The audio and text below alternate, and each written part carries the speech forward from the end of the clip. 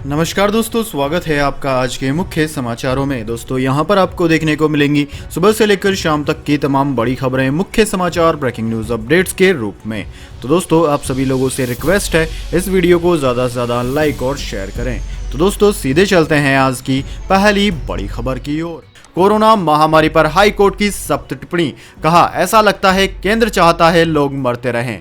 जी हां दोस्तों, कोरोना के बाद बने हालात पर एक याचिका पर सुनवाई के दौरान दिल्ली हाई कोर्ट ने बेहद सख्त टिप्पणी की है। हाई कोर्ट ने कहा है कि ऐसा लग रहा है कि केंद्र सरकार चाहती है कि लोग मरते रहें, क्योंकि कोविड-19 के इलाज में रेमडेसिविर के इस्तेमाल को लेकर नए प्रोटोकॉल के मुताबिक केवल ऑक्सीजन पर आश्रित मरीजों को ही यह दवा दी जा सकती है। जस्टिस प्रतिभा एम सिंह ने केंद्र सरकार से कहा कि यह गलत है। ऐसा लगता है कि दिमाग का बिल्कुल इस्तेमाल नहीं हुआ है। अब जिनके पास ऑक्सीजन की सुविधा नहीं है उन्हें रेमडेसिविर दवा नहीं मिलेगी। ऐसा प्रतीत होता है कि आप चाहते हैं लोग मरते रहें। हाई कोर्ट ने कहा कि ऐसा लगता है कि केंद्र ने रेमडेसिविर की कमी की भरपाई के लिए प्रोटोकॉल ही बदल दिया है।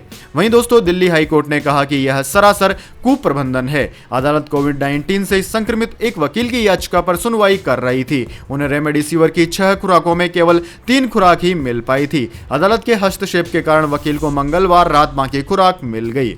इसके बाद दोस्तों अगली बड़ी खबर, सीरम इंस्टीट्यूट ने राज्यों के लिए कोविशील्ड वैक्सीन की कीमत घटाई, आधार पूनावाला ने किया ऐलान। जी हां दोस्तों, सीरम इंस्टीट्यूट ने राज्यों को दी जाने वाली कोविशील्ड वैक्सीन की कीमत 100 रुपए घटा दी है। पुणे स्थित सीरम इंस्टीट्यूट ऑफ इंडिया ने अपने कोविड-19 टीके कोविशील्ड की राज्य सरकारों के लिए कीमत 400 रुपए प्रति खुराक तय की थी। अब इसे 300 रुपए प्रति खुराक तक कर दिया गया है। खुद SII के CEO आधार पूनावाला ने ट्वीट कर इसकी जानकारी दी। उन्होंने कहा कि सीरम इंस्टीट्यूट ऑफ इंडिया की तरफ से राज्य को दी जाने वाली वैक्सीन की कीमत 400 रुपए से घटाकर 300 रुपए प्रति डोज करता हूं और यह तत्काल प्रभाव से लागू होगा। इससे राज्यों के हजारों करोड़ रुपए की बचत होगी। इससे और ज्यादा वैक्सीनेशन हो पाएगा और अनगिनत जिंदगियां बचाई जा सकती है। कंपनी की कीमत नीति को लेकर व्यापक स्तर पर आलोचना के बाद यह कदम उठाया गया है, क्योंकि सीरम इंस्टीट्यूट कोविशील्ड केंद्र सरकार को मात्र 150 रुपए प्रति खुराक की दर से बेच रही है। इसके बाद दोस्तों अगली बड़ी खबर, महाराष्ट्र में 18 साल से ज्यादा वालों को 1 मई से नहीं लगेगी वैक्सीन, कड़े प्रतिबंध 15 दिन के लिए बढ़ाए गए।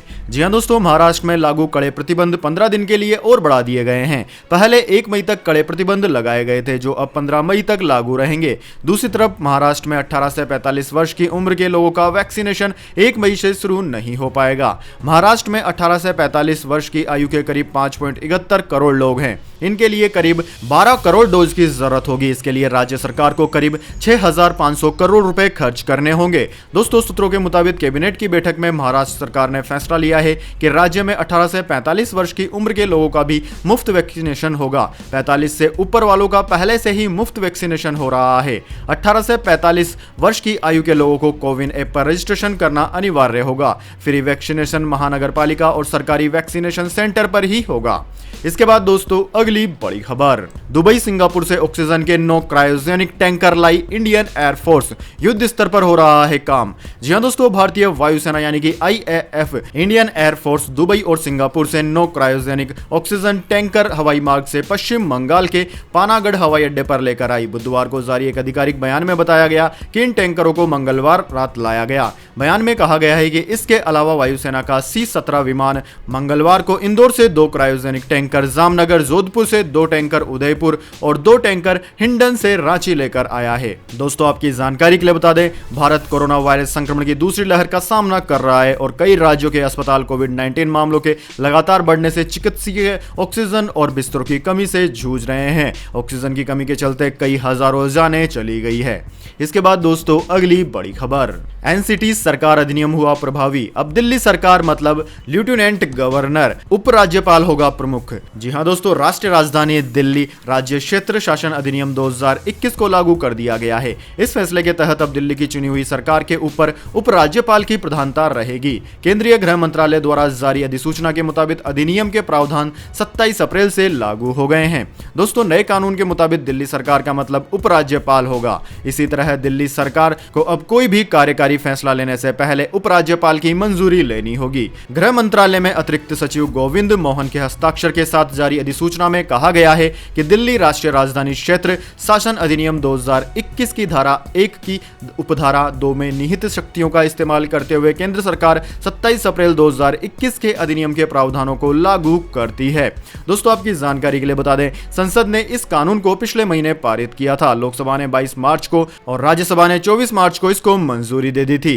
जब इस विधेयक को संसद से पारित किया गया था तब दिल्ली के मुख्यमंत्री अरविंद केजरीवाल ने इसे भारतीय लोकतंत्र के लिए दुखद दिन करार दिया था। इसके बाद दोस्तों अगली बड़ी खबर, प्रधानमंत्री केयर्स फंड से 1 लाख पोर्टेबल ऑक्सीजन कंसेंट्रेटर्स और 500 पीएसए ऑक्सीजन प्लांट खरीदेगी केंद्र सरकार। जी हां दोस्तों, केंद्र सरकार ने प्रधानमंत्री केयर्स फंड से 1 लाख पोर्टेबल ऑक्सीजन कंसेंट्रेटर्स और 500 प्रेशर स्विंग एडसोप्रेशन ऑक्सीजन प्लांट खरीदने का फैसला किया है। दोस्तों पीएमओ के मुताबिक केंद्र सरकार ने पहले से ही 713 पीएसए प्लांट के ऑर्डर दिए हुए हैं। बुधवार को फिर 500 प्लांट के नए ऑर्डर दिए गए। पीएसए प्लांट से देश के टियर 2 शहरों खासकर जिला मुख्यालयों में ऑक्सीजन की कमी को दूर किया जा सकेगा। प्रधानमंत्री ने अफसरों से कहा है कि इन ऑर्डर को जल्द से जल्द पूरा कर राज्यों को भेजा जाए ताकि ऑक्सीजन की हो रही कमी को पूरा किया जा सके। इसके बाद दोस्तों अगली बड़ी खबर, कोरोना के खिलाफ इंडिया को अब मिला ऑस्ट्रेलिया का भी साथ, जल्द भेजेगा वेंटिलेटर्स, मास्क सहित जरूरी सामान। जी हां दोस्तों, कोरोना महामारी से जूझ रहे भारत की मदद के लिए ऑस्ट्रेलिया भी आगे आया है। ऑस्ट्रेलिया के प्रधानमंत्री स्कॉट मॉरिसन ने कोरोना से जंग में भारत की हर संभव मदद का ऐलान किया है। उन्होंने कहा है कि ऑस्ट्रेलिया वेंटिलेटर सहित जरूरी सजो सामान भारत को भेजेगा। दोस्तों आपकी जानकारी के लिए बता दें, ऑस्ट्रेलिया खुद भी कोरोना की मार से बेहाल है। इसके बावजूद उसका भारत की तरफ मदद का हाथ बढ़ाना दर्शाता है कि दोनों देशों के रिश्ते कितने मजबूत है। वहीं दोस्तों नेशनल सिक्योरिटी कमेटी की बैठक के बाद एक प्रेस को संबोधित करते हुए पीएम स्कॉट मॉरिसन ने भारत के हालात पर चिंता व्यक्त की। उन्होंने कहा कि भारत में जो दृश्य हम देख रहे हैं वे बेहद चिंताजनक और परेशान करने वाले हैं। हम भारत के प्रति सहानुभूति एवं संवेदनशीलता रखते हैं और इस संकट की स्थिति में उसे हर संभव सहायता देने का ऐलान करते हैं। इसके बाद दोस्तों अगली बड़ी खबर, 85 साल के कोरोना पीड़ित ने 40 साल के मरीज के लिए छोड़ दिया बेड, बोले मैंने अपनी जिंदगी जी ली, 3 दिन बाद हुई मौत।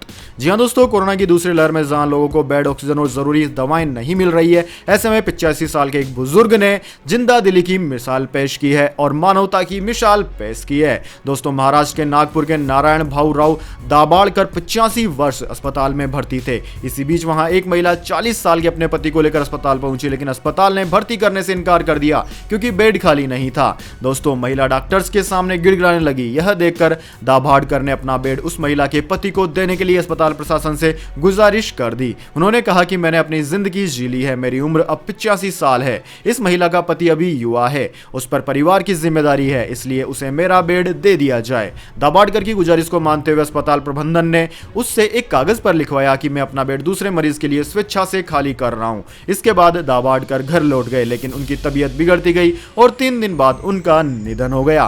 दोस्तों दाभाड़कर को कुछ दिन पहले कोरोना हुआ था, उनका ऑक्सीजन लेवल 60 तक गिर गया था, लेकिन उन्होंने मानवता के खातिर अपना बेड एक पीड़ित के लिए सौंप दिया। दोस्तों इस खबर को आप तक पहुंचाने के लिए हमारा मकसद केवल मानवता को दर्शाना था कि दुनिया में अभी भी ऐसे लोग मौजूद हैं जो दूसरों के लिए अपनी जान तक दे देते हैं। इसके बाद दोस्तों अगली बड़ी खबर, अक्षय कुमार सुनील शेट्टी ने किया ऑक्सीजन का इंतजाम, अजय देवगन ने लगवाए बेड, मदद को आगे आए बॉलीवुड स्टार्स। जी हां दोस्तों, देश में कोरोना वायरस की दूसरी लहर आ चुकी है। ऐसे में कोविड-19 से लोग जंग लड़ रहे हैं, केसेस लगातार बढ़ रहे हैं। इसी बीच बॉलीवुड एक्टर सुनील शेट्टी, अजय देवगन और अक्षय कुमार ने लोगों की मदद के लिए हाथ आगे बढ़ाना शुरू किया है। सुनील शेट्टी ने एक ऑर्गेनाइजेशन संग हाथ मिलाया है जो फ्री में ऑक्सीजन सिलेंडर दे रही है। इस बात की जानकारी सुनील शेट्टी ने ट्विटर के जरिए फैंस को दी है। सुनील शेट्टी ने ट्वीट करते हुए लिखा कि हम सभी एक टेस्टिंग टाइम से गुजर रहे हैं, लेकिन अभी भी उम्मीद की किरण है। लोगों की मदद के लिए आगे हाथ बढ़ाएं। फीड माई सिटी संग हाथ मिलाकर मैं खुश हूं और खुद को भाग्यशाली मान रहा हूं। ये लोग फ्री में ऑक्सीजन कंसेंट्रेटर्स दे रहे हैं। वहीं दोस्तों इससे पहले एक्ट्रेस ट्विंकल खन्ना और अक्षय कुमार भी लोगों की मदद के लिए आगे आए हैं। उन्होंने भी 100 के करीब ऑक्सीजन सिलेंडर मुफ्त में एक ऑर्गेनाइजेशन को दिए हैं। ट्विंकल खन्ना ने यह जानकारी ट्विटर पर फैंस को दी थी। इसके अलावा अजय देवगन ने भी बीएमसी को 1 करोड़ रुपए दान किए हैं। उन्होंने एनवाई फाउंडेशन के अंतर्गत यह दान किया है। इसके बाद दोस्तों अगली बड़ी खबर, राजस्थान के मुख्यमंत्री अशोक गहलोत की पत्नी कोरोना से हुई पॉजिटिव, सीएम ने खुद को किया आइसोलेट। जी हां दोस्तों, कोरोना की दूसरी लहर का सामना कर रहे भारत में महामारी के हालात बेकाबू हो गए हैं। पिछले कई दिनों से संक्रमण की संख्या रोजाना 3 से 4 लाख के बीच में रह रही है और करीब 2000 लोगों की मौत हो रही है। पिछले 24 घंटे के दौरान तो 3000 से ज्यादा लोग मर गए हैं। कोरोना का भारतीय स्वरूप लोगों को तेजी से अपनी गिरफ्त में ले रहा है। कोरोना मरीजों की संख्या इतनी बढ़ गई है कि अस्पतालों को उनके इलाज में परेशानी आ रही है। ऐसे में दोस्तों एक और बड़ी खबर आई है राजस्थान से। दोस्तों राजस्थान के मुख्यमंत्री अशोक गहलोत की पत्नी कोरोना पॉजिटिव हो गई है। मुख्यमंत्री अशोक गहलोत ने खुद को आइसोलेट कर लिया है। उन्होंने ट्वीट कर इसकी जानकारी दी कि मेरी पत्नी सुनीता गहलोत कोविड पॉजिटिव पाई गई है। प्रोटोकॉल के अनुसार होम आइसोलेशन में उनका ट्रीटमेंट आरंभ हो गया है। अब मैं एहतियातन आइसोलेशन में रहकर चिकित्सकों एवं अधिकारियों के साथ सायं 8:30 बजे रोजाना होने वाली कोविड समीक्षा बैठक में हिस्सा लूंगा। इसके बाद दोस्तों जान लेते हैं अपन कि पूरे दुनिया और देश में क्या है इस महामारी के ताजा हालात। तो सबसे पहले दोस्तों बात कर लेते हैं पूरी दुनिया की। तो दोस्तों पूरी दुनिया में इस महामारी के पीड़ितों की संख्या 14,72,11,000 को पार कर गई है, जिनमें से मरने वालों की संख्या 31,10,000 के पार है। दोस्तों इस महामारी से सर्वाधिक प्रभावित देशों की बात की जाए तो उनमें अमेरिका सबसे ऊपर है। हालांकि अमेरिका के हालात धीरे धीरे सुधरने लगे हैं। दोस्तों अमेरिका में इस वक्त तक 3,21,00,000 से ज्यादा संक्रमित मरीज सामने आ चुके हैं। वहीं दोस्तों वहां पर मरने वालों की संख्या 5,71,000 से ज्यादा है। दोस्तों अमेरिका के बाद में India, Brazil, France, Russia, Turkey, United Kingdom, Italy, Spain, Germany, Argentina, Colombia, Poland, Iran आदि देशों का नाम आता है। वैसे दोस्तों अधिकतर देशों में दूसरा फेज खत्म हो गया है और लगातार पीड़ितों की संख्या कम हो रही है। हालांकि भारत में लगातार बढ़ रही है। अब दोस्तों बात कर लेते हैं क्या है भारत के हालात, लेकिन उससे पहले मेरी आपसे एक छोटी सी रिक्वेस्ट है। अगर दोस्तों आपको अभी तक हमारी न्यूज पसंद आई है तो इसे एक छोटा सा लाइक जरूर दे दें, और अगर आपको पसंद नहीं आई है तो बेशक आप डिसलाइक भी कर सकते हैं। लेकिन दोस्तों लाइक और डिसलाइक जरूर दीजिए, क्योंकि दोस्तों यही हमारी मेहनत का फल होता है और इसी से पता चलता है कि आपको हमारी वीडियो पसंद आई है या नहीं। तो दोस्तों जल्दी से जान लेते हैं क्या है भारत के हालात। दोस्तों भारत में इस वक्त तक इस महामारी के संक्रमितों का आंकड़ा 1,73,00,000 को पार कर गया है। वहीं दोस्तों मौतों का आंकड़ा लगभग 2 लाख पहुंच गया है। भारत में पिछले 24 घंटे के दौरान 3,60,000 से ज्यादा नए संक्रमित मामले सामने आए हैं, जो कि पूरी दुनिया में सर्वाधिक हैं पिछले 24 घंटों के दौरान। दोस्तों भारत में सर्वाधिक प्रभावित राज्यों की बात की जाए तो उनमें महाराष्ट्र ऊपर है। महाराष्ट्र में 42,95,000 से ज्यादा संक्रमित मामले सामने आ गए हैं। वहीं दोस्तों महाराष्ट्र के बाद में केरला, कर्नाटक, उत्तर प्रदेश, तमिलनाडु, आंध्र प्रदेश, दिल्ली, वेस्ट बंगाल, छत्तीसगढ़, राजस्थान, मध्य प्रदेश, गुजरात, हरियाणा ऐसे राज्य हैं जो कि इस महामारी से सर्वाधिक प्रभावित हैं। इसके बाद दोस्तों अगली बड़ी खबर, कोरोना के कारण रेलवे ने रद्द की आधा दर्जन स्पेशल ट्रेनें, कुछ नई स्पेशल ट्रेनें भी हुई शुरू। जी हां दोस्तों, देश में कोरोना का प्रकोप लगातार बढ़ता जा रहा है। पिछले 24 घंटे में कोरोना संक्रमण के 3.50 लाख से ज्यादा नए मामले सामने आए। हालांकि 2.61 लाख से ज्यादा लोगों ने इस महामारी को मात भी दे दी है। वहीं दोस्तों अब तक संक्रमण से मरने वालों की संख्या 2 लाख के पार पहुंच गई है। कोरोना संक्रमण के डर के कारण ट्रेनों में यात्रियों की संख्या कम हो गई है। ऐसे में भारतीय रेलवे ने कोंकण रूट पर कई स्पेशल ट्रेनों को अस्थायी तौर पर रद्द कर दिया है। दोस्तों कोंकण की तरफ जाने वाले सफर के लिए घर से निकलने से पहले रद्द ट्रेनों की लिस्ट जरूर देख ले, ताकि स्टेशन पहुंचकर घर लौटने की समस्या का सामना न करना पड़े। दरअसल दोस्तों रेलवे ने बताया है कि 30 अप्रैल से Nizamuddin Madgaon Rajdhani superfast special train नहीं चलेगी। वहीं मडगांव निजामुद्दीन राजधानी स्पेशल ट्रेन 2 मई से रद्द हो जाएगी। इसके अलावा करमाली मुंबई तेजस सुपरफास्ट एक्सप्रेस 28 अप्रैल से रद्द कर दी गई है। Mumbai CSMT Karmali Tejas superfast special train 29 अप्रैल से रद्द रहेगी। Mangaluru central Lokmanya Tilak daily superfast special train 29 अप्रैल से रद्द है। Lokmanya Tilak Mangaluru central daily superfast special 30 अप्रैल से अस्थायी तौर पर रद्द रहेगी। इसके अलावा भी दोस्तों और कई ट्रेनें हैं जो कि रद्द हो गई है। इसलिए अगर आपको कहीं जाना है तो घर से निकलने से पहले ट्रेनों की लिस्ट जरूर देख लें। अगर आपकी ट्रेन रद्द हुई तो आपको फिर से घर लौटना पड़ सकता है। इसके बाद दोस्तों अगली बड़ी खबर, शर्म से फिर झुका पाकिस्तान का सिर। साउथ कोरिया में चॉकलेट और हेड चुराते हुए पकड़े गए 2 डिप्लोमेट्स। जी हां दोस्तों, पाकिस्तान को एक बार फिर शर्मिंदगी का सामना करना पड़ा है। उसके 2 राजनयिकों को दक्षिण कोरिया में चोरी करते हुए पकड़ा गया है। दोनों राजनायक एक दुकान से चॉकलेट और हेड चोरी कर रहे थे। इस दौरान वह सीसीटीवी कैमरे में कैद हो गए। ये घटनाएं अलग अलग दिनों में योंगसोंग में हुई है। वैसे यह कोई पहला मौका नहीं है, इससे पहले भी पाकिस्तान को कई बार अपनों के चलते शर्मिंदगी उठानी पड़ी है।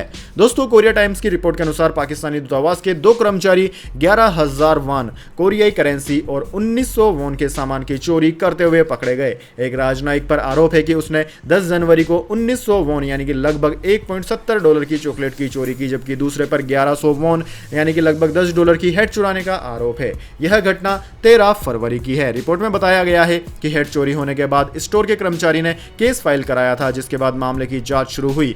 पुलिस ने जब जांच के लिए स्टोर के सीसीटीवी फुटेज को खंगाला तो दोनों आरोपियों की पहचान पाकिस्तान के राजनायकों के तौर पर हुई है। चॉकलेट चोरी के मामले में जांच चल रही है। हालांकि दोनों राजनायकों के खिलाफ केस दर्ज नहीं किया गया है क्योंकि उन्हें डिप्लोमेटिक इम्यूनिटी मिली हुई है।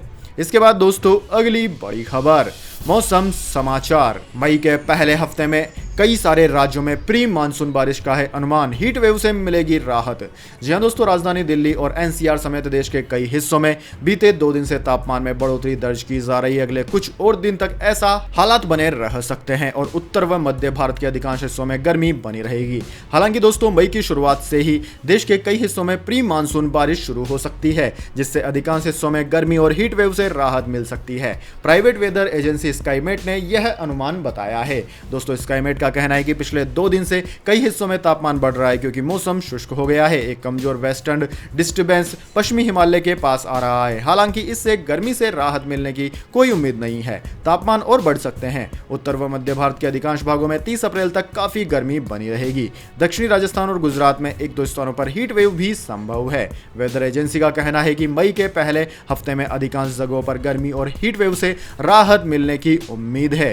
दोस्तों, वेदर एजेंसी का कहना है कि अरब सागर से उठने वाली दक्षिणी पश्चिमी शुष्क हवाओं के चलते अगले 24 घंटे से उत्तर पश्चिम और मध्य भारत के अधिकांश हिस्सों में नमी देखने को मिलेगी। पंजाब, हरियाणा, राजस्थान, मध्य प्रदेश, दक्षिण छत्तीसगढ़ और महाराष्ट्र के कुछ भागों में आंधी और गरज के साथ हल्की बारिश की आशंका है।